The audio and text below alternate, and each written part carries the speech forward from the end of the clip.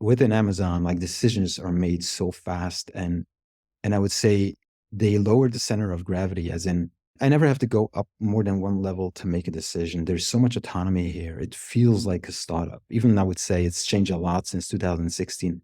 Still, there's still the energy of innovators, and it feels like a startup. They give you so much autonomy and do things on your own.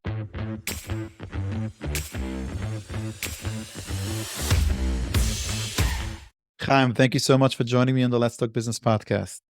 Sure. Thank you for having me. It's my pleasure. So I've been following a lot of the stuff that you post on LinkedIn. We're pretty far away. You're in Israel and Yeah. we're in New York, but I've seen your stuff. Currently, you hold a prestigious position at Amazon. We all know what Amazon is all about. Maybe we don't, but we'll get into this interview. And I figured that there's, stuff that you could share from your experience getting into that position and everything else that surrounded you to this position and currently and the environment that our listeners could adapt to it in their way, in their business. Not every business is the same, and obviously not every business is the same size and have the same capabilities that some of those large companies have. But there's a lot that we could learn and implement in our business. So that, and there's so much more I want to speak to you about. So for our listeners, before we dive into the full conversation, is give us a little bit of a background of your past history as far as what interest did you have? What is the skills that you have that got you to this position? Honestly, I would say it all started when I was really, really young, like maybe 8 years old. I was at my uncle's house and I saw this old Macintosh computer. And at the time, really, it wasn't really doing anything. All I was able to do was play Pac-Man on it. Yeah. But something was telling me that behind this big box, there was something very deep behind it. I don't know what it was, but I was intrigued. I was curious. And that was it. This was it. This was in the 80s. And in the 80s, there was no access to computers. We didn't really see any computers, especially where I grew up. So fast forward, I was, I went to yeshiva, I went to kollel, and then I was looking for work. And I was literally I went to shul one morning and I ran into a friend. I asked him what he was doing that day, and he told me that he's on his way to speak to a school that teaches you technology. And I said, okay, can I come along?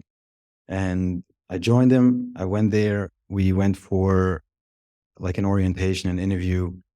And I had saved up $10,000.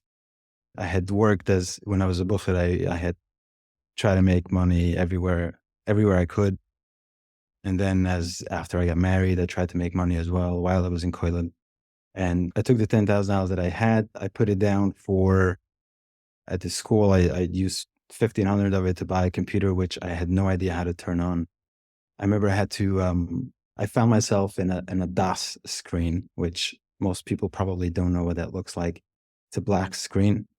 And I didn't know how to get out of it. So I called a friend and he said, type EXIT and hit enter. And that got me out of that screen. That was the first command I ever typed, exit. Okay. Yeah. And then I went to that course and, me and my friend, we spent 3 months studying really, really hard. And in 3 months, we were able to finish the entire course. This was a 9-month course that we truncated into 3 months. And I would credit my years of sitting in yeshiva. They gave me really strong discipline of sitting and learning. I went to a very strict yeshiva in Montreal. And so it taught us how to study and how to sit for hours and hours to solve a problem. So after 3 months, I took another 3 months to find a job. That was an extremely difficult thing to do. And this was in 98. So this was before Y2K. So there were jobs everywhere, but it was very, very hard for me to be able to find a job. After hard work and hard search, it's a long story. I'm not going to get into all the details, but I ended up finding a job working for a hospital, North Shore Hospital in Long Island. It's a big hospital. So that's kind of where I grew up, I would say. And I started doing some really basic things, like I was fixing printers. I was able to do a lot more based on what I've learned, but this is the opportunity that was given to me. So I jumped on that. Sure. Just a second. So what was the premise of the course? The course was just teaching you basic computers or IT? Like which part of computers at that time Yeah. was it that that the course was all about? It's a very interesting question. The course was on Novell operating system. So if you think of Windows servers today, there was an operating system called Novell that you don't hear about today anymore. So it was a server operating system that was supposed to serve up server enterprise type applications at the time. And what's really interesting about this is that what I've learned from that is that when I went to take the course, I had to decide, do I want to go with Novell or Windows? That was the question that was posed to us in the course. And it was a very tough decision. Do I want to go with Yeah. Windows? I want to go with Novell? And I decided on Novell as if my entire life was going to be this operating system. And, it didn't take more than 2 years. And Novell it was something that I worked with, at my first job at the hospital, but very quickly switched over to Windows and all sorts of other technologies, which is, and I feel people today, when I see people get into the field of IT, very often I see them trying super hard to figure out which direction to go in, as if their entire career, they're going to be doing the very first thing that they learn. And to me, that's a big lesson that just get through the door. I don't know if I'm kind of getting off subject here, but get through the door. And my advice is start feeling around and find where you're good at, where you can gravitate to something that speaks to you. And mostly I would say try to gravitate towards the core of the problem. As in, for example, data, stay closer to data, because at the end of the day, technology by itself is of no use without the data. So start somewhere, but don't necessarily stick to that and get stuck on that. Exactly. And I think it's such an important point for our listeners. And I usually share this exact same message with people that are looking for the first job. And they're rather going to sit 6 months or 12 months finding the perfect job. And I always say that you're going to definitely get closer to what you're going to be doing for the rest of your life if you start a job. Because if that job works out, then great. If that job doesn't work out, chances are that your next job will come from a referral or an introduction or an opportunity you see now that you're in the workforce. So it's a great message for our listeners that are in that stage to understand the importance of there's place to think what you want to do and there's place to learn what you want to do, so to speak. But it's not a life sentence, so to speak. It's somewhere to get started with. Absolutely. They must see it as a place where you just get started. And what I've learned, especially at Amazon, I've been incredibly challenged. Like, I've been in this field of IT for 25 years now, 20 years of it as a consultant for the enterprise for really large companies. But the challenges that I've faced at Amazon are enormous because, the customers they support. And what I've learned is we can learn anything. If we know how to study, if we have the mind for it, we can learn anything. And the And willpower. and the willpower, yeah, and to sit and try and solve problems. And I see people get, they pigeonhole themselves into a vertical, as in, okay, I'm a programmer. I know this language. I know that language. There's so much we can learn. Now, I'm not suggesting that you go and learn everything. That would be very, very challenging. Like, you really want to differentiate yourself. You want to, you You know, necessarily you want to want to master a skill. absolutely. Mhm. So I'm not saying do everything, but don't be afraid and just don't say this is not something that I do. This is what I've learned about myself. Like, I was a very strong in infrastructure. That was officially what I was doing. I was doing infrastructure, and then I did something called Citrix. I specialized in that, which wasn't even so hard, but because I specialized, people paid money for that. And then I just was able to just move from all sorts of different verticals and different domains. So let's go back and maybe we're not going to share every type of position you had, but from the hospital. So obviously that was the first real job. That was more IT related based on what you said. What came next? Yeah. So that was 6 years. And I mean, it started IT related. Then I joined the server team. I was doing more advanced stuff. And I also remember there were a lot of people sitting there, a lot of senior people, and everybody was afraid. Like, the manager would sit in a big meeting and it would say, we have this new project. Who wants to take it? And everybody would like look at one another and be like, oh, I don't know this. And I would raise my hand every Wow. time. And that's how I became proficient in Citrix. And then the next job, there was a company, Gotham Technology, a small consulting company, small relative terms, but their clients were super big, like really large, like banks, pharmaceuticals, like all the big enterprises were their clients. And so I see that job as where, the first one is where I was kind of born into this field. The second one is where I grew up. And at that job, I became a consultant, and suddenly I had to be in front of customers. I had to present. I had to speak. I had to write. I remember staring at a document, at a blank page. I was told to write a design document, and I'm looking at that page. I'm saying, like, what am I supposed to write here? Am I supposed to start at the top, at the bottom? What am I supposed to do here? Wow. But that is where I learned, and I was there for a long time. I was there for, I think, about 11 years, and I gained a ton of experience. And I would say the experience I gained there that was extremely valuable were soft skills. So after that, I had a LinkedIn account, okay, which everybody has today, hopefully.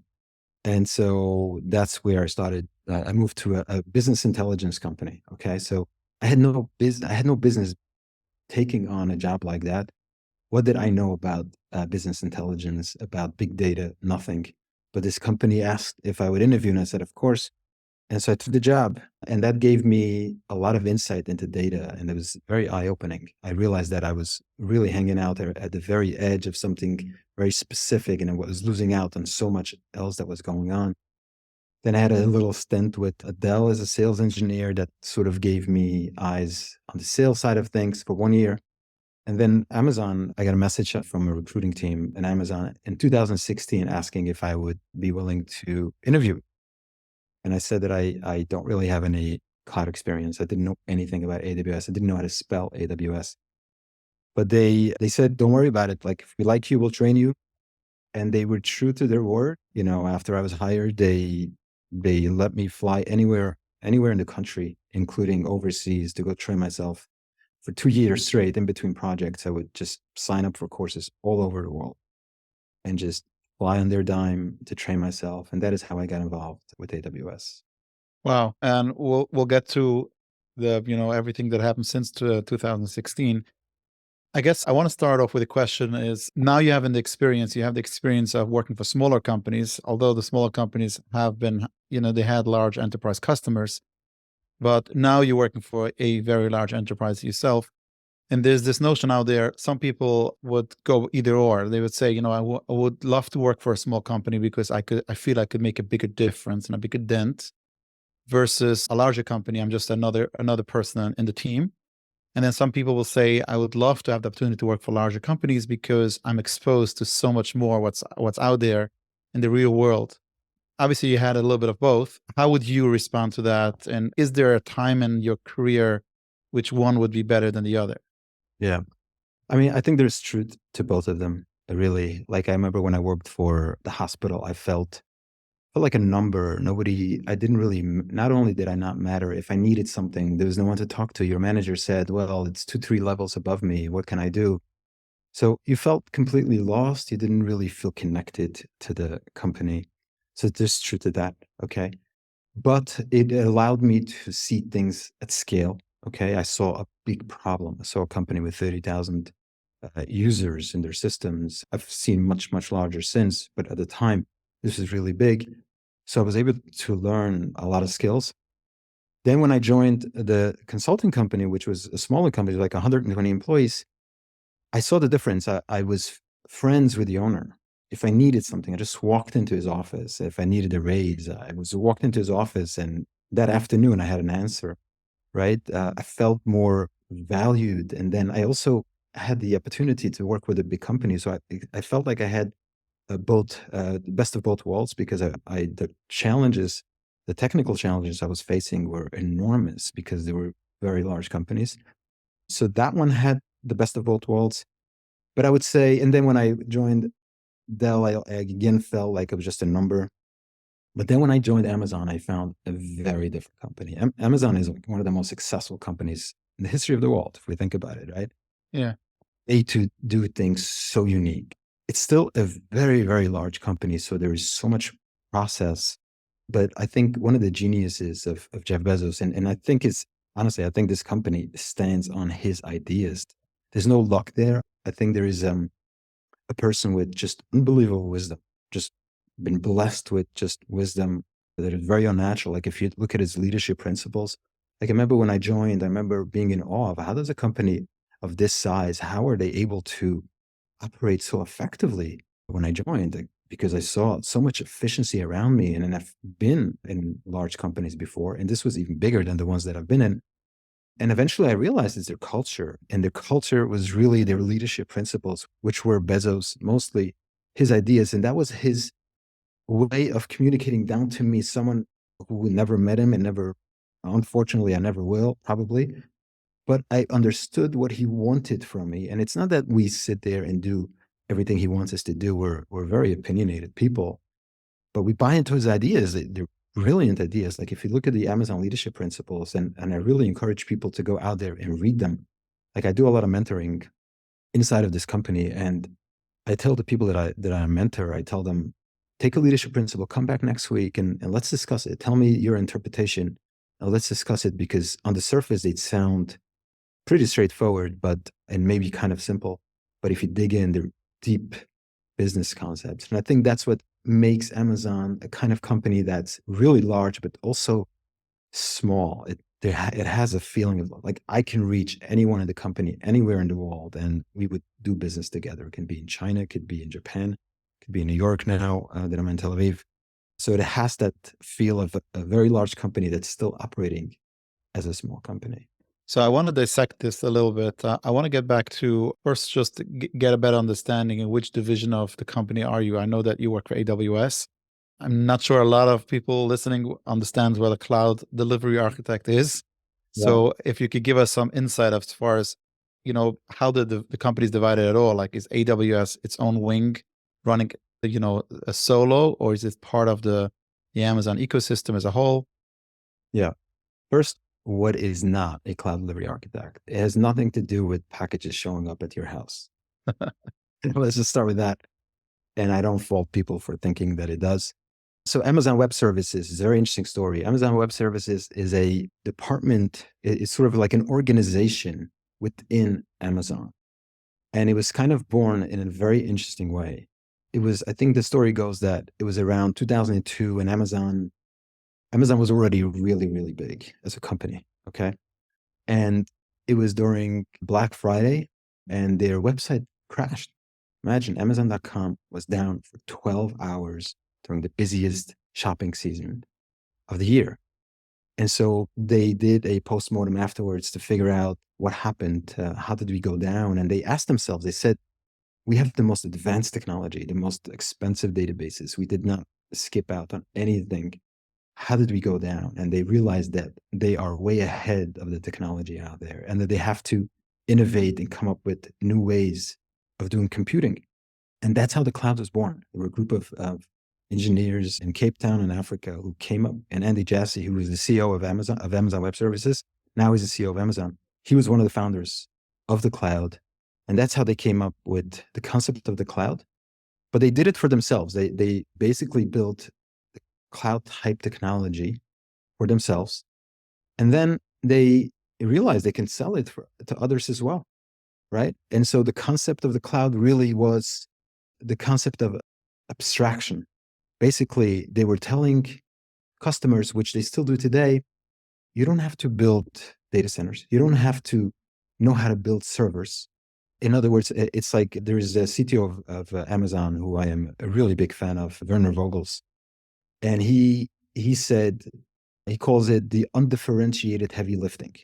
If you're a company that specializes, let's say, in banking, and you spend time building servers, doing things, heavy lifting that does not differentiate you, it brings you no value, why do it? So they said, we know how to do this. This is what differentiates us. Let's go out and sell it to other people so they could build on top of our technology. So that's how the Amazon cloud was born. So that's called the Amazon Web Services. And really, if you look at the evolution of technology, everybody builds on something else. Like I remember it was around 2002, Microsoft came out with a tablet. Everybody thinks Apple was the first one that came out with a tablet. No, Microsoft came out with a tablet, but there was no ecosystem to support it. The tablet couldn't really do anything, right? If you did not have the cloud, you probably would not have iPhones today and Android phones and all the applications. The reason the Ubers of the world are able to build and scale is because this quickly, for sure. Not only this quickly, if you think about it, before the cloud, what a company, let's say, that wanted to build a new technology, what did they have to do? How did they know how many systems to build? They probably used a marketing company that told them, maybe you can get 100,000 users. Now, if they got 10,000 users, then they over-invested in technology. If they got 200,000 users, their systems collapsed and they lost their reputation overnight, right? So they could not get off the ground. It was either too expensive or under-spec'd. So the cloud is what enabled them, because the concept of the cloud is it's a pay-as-you-go model, okay? You pay for what you use, and if you don't use it, you don't have to pay for it, right? So it's very easy for somebody can wake up Monday morning with an idea and prototype it in no time for very cheap. So really, it's a fundamental shift in the way you do business. It's a fundamental shift in the way you approach technology, which is, one of the big challenges that we have here at Amazon is we are helping our customers transform. If you ask me, what do I do, right? Which is what you're trying to get to, a cloud delivery architect.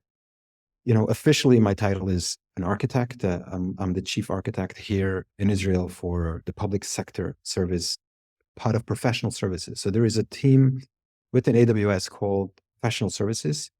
And what we do is our customers, mostly the larger customers, hire us to help them design their cloud.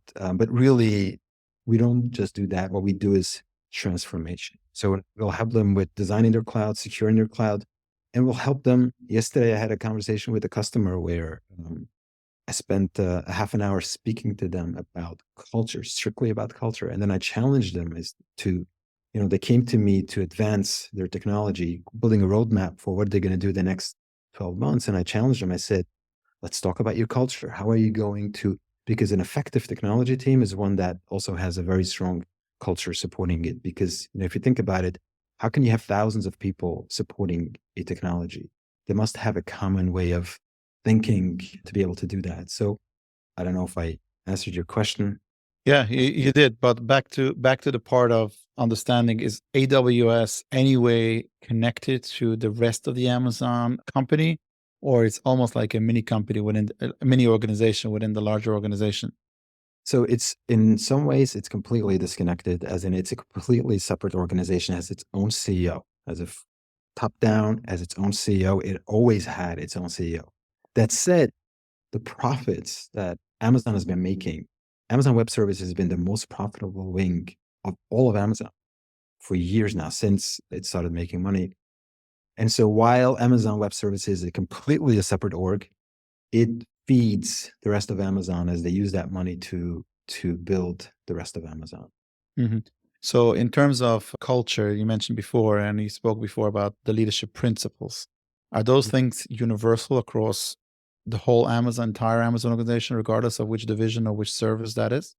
It's supposed to be. Like, the leadership principles are not Amazon Web Service specific. They are across Amazon. But, I've read the articles like everybody else has, like people working in warehouses or even software developers working even for Amazon Web Services will sometimes talk about a very different experience. And what I'm in a position where I am customer facing. I don't sit in a cubicle and write code all day. I spend most of my days in meetings. It's a very different experience. So for me, it's been an unbelievable experience, like extremely rewarding and stimulating. Like, I've never been surrounded by so much talent and so much stimulation. So I think that the culture is different within Amazon. You probably have different pockets that have different experiences. Even within Amazon Web Services, I would say that's true. Even within my own team, coming here to Israel, I found a very different Amazon than what I saw in the US, even with the same kind of work that we do. So if you want to go there for a short period of time, understanding of what was the transition, was that a certain team in Tel Aviv that needed your skill set? So there's something called Project Nimbus that you could Google. It's a very interesting story. So the Israeli government signed a contract with Amazon. It's called Project Nimbus, which is Amazon was supposed to deliver a region. So Amazon has a bunch of regions where they keep all their data centers.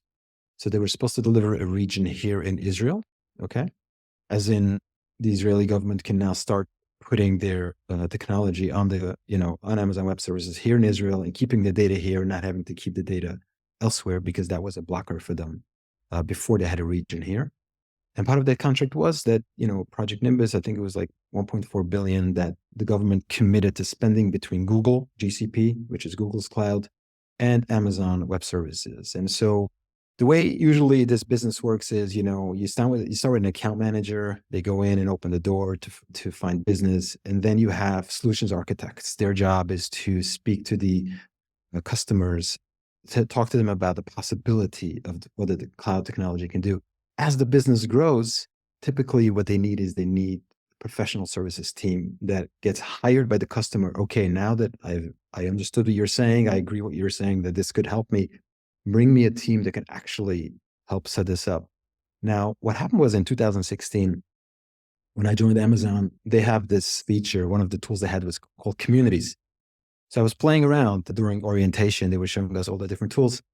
And I was looking for communities. I was looking for Jewish communities. I didn't see many Jews around me, or at least not, Haraidim.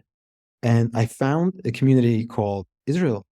And I was not Israeli. I've only been to Israel, I think, 3 times before that. And I joined that group because that's the only Jewish community that I found. And that was it. I completely forgot about it. I never really paid much attention to it, never interacted with that community. And fast forward to 2022, one morning, I see a Slack message in Hebrew, okay? And I had to put it into Google Translate. I could not read it. And it basically asked me, somebody from Tel Aviv reached out to me asking if I would consider interviewing inside of Amazon for a role that requires relocation to Israel. And, I had been speaking at that point to my kids I told them during COVID, I said, I see everybody's working remote. If I was able to work remote 6 months out of the year, I would have wanted to live in Israel. Like I've read a lot of Jewish history, and something was pulling me. There's something about the Eretz Yisrael that was really not Medinat Yisrael, it was the Eretz Yisrael. It was really pulling me. And what happened was, it turned out that this guy that sent me the message, he had written a Python script to scrape our entire directory for candidates to bring here. They were looking for a senior within Amazon to bring here to build this team, to help build this professional services team to deliver for the government all these projects. And he had a hit of 10 people. He was looking for somebody that speaks Hebrew. So he figured the Israeli community, he was looking for expats. And I was one of the people that came up because I had joined in 2016 that Community. Yeah. So then we got on a phone call, and right away he said, after speaking to me, he said, like, I think this is you. This is your role. And then he had me speak to his manager, and he said the same thing. He's like, this is yours. And this was an extremely complicated process coming here to Israel, and everything was seamlessly rolling. All the obstacles were just moving out of its way on their own. And I felt led. I felt like I did not make any of these decisions. It was meant to be. It was meant to be. It was happening for me. Somebody was making these decisions for me. It's like, when we have opportunities, at the time, I remember somebody saying there are opportunities all around us, and we just need to have, it comes halfway. We have to approach it the other half.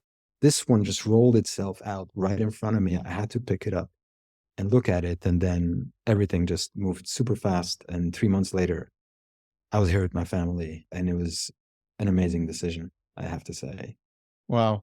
I want to go back to the leadership principles, and I want to ask you a very specific question. Obviously, culture is the livelihood of every successful organization, because at the end of the day, if you have great people and that's built with great culture, ultimately you're able to achieve a lot. When we speak about culture, one of the things I see is, you ask any person, you name a company with a great culture, they'll probably mention Google because they read about an article about ping pong tables and babysitting service.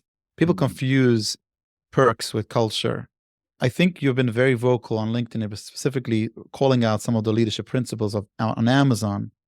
And I want to ask you, because a lot of companies focus on culture, and they might have it sprinkled on the walls, they might have a great section on the website, but it missing the implementation of the everyday in their corporation.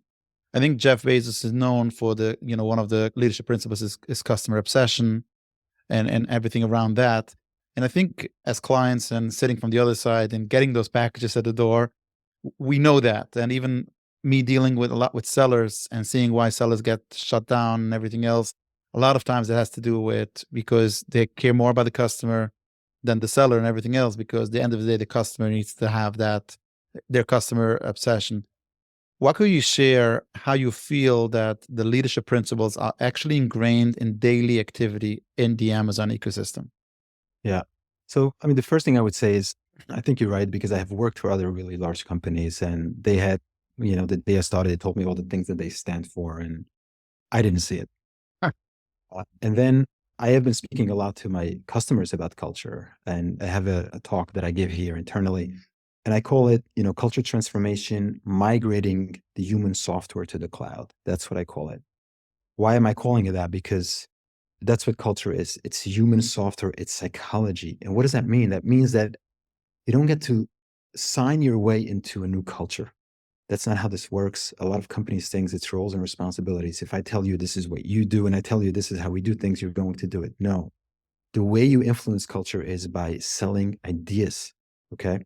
I remember reading a book and it reached me when I saw somebody say that culture is a common way of doing things, which makes a lot of sense. You want your team to have a common way of approaching a problem because you cannot predict every kind of problem. But if you have a common way of thinking, a common way of approaching problems, you will catch most of the problems. But the truth is, it starts with a common way of thinking, a common set of beliefs. So I think that the secret to Amazon's successful culture is that they sell ideas. They sell ideas because I think culture it's a collective organism. It's a bunch of human minds coming together and thinking alike, which means you can't force people to think a certain way. You can force them into doing something. So you have to plant a seed by selling an idea. So if you want to really affect your culture, and I challenge my customers all the time, I say, come up with tenets, come up with ideas, with things that you believe in, and tell your team, this is what we believe in, and here's why. And then let them, when they build solutions, let them think about that belief and build through that lens, and you may have a chance of advancing your culture.